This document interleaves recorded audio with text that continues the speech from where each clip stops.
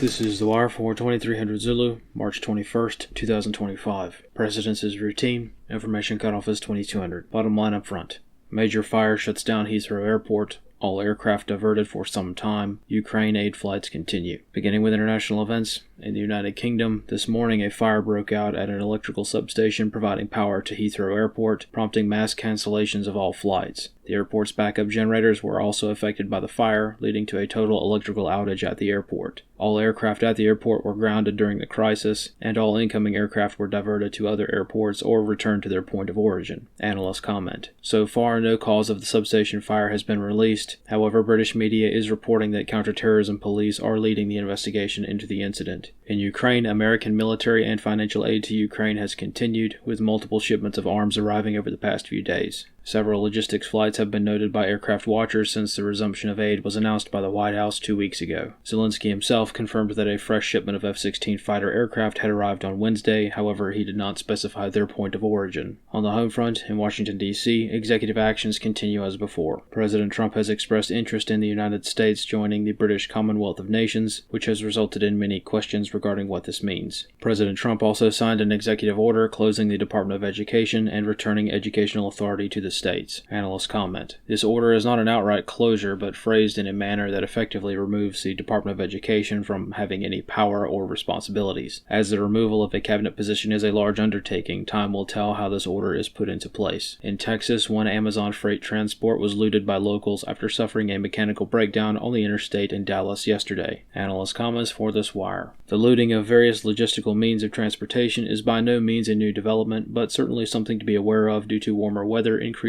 the potential for the arrival of looting season. This will probably be a factor that plays into the already complicated and increasingly expensive world of logistics. From trade tariffs to missiles in the Red Sea, the costs of moving cargo around the world have become much more volatile over the past year, with wide swings in the cost of moving freight being observed on the Freightos Baltic Index over the past few months especially. Volatility has been a common theme among all markets since the U.S. presidential election. However, now that the last mile of logistics is becoming increasingly more susceptible to looting, this is yet another factor that will drive up the costs for consumers. This concludes The Wire for 2300 Zulu, March 21st, 2025.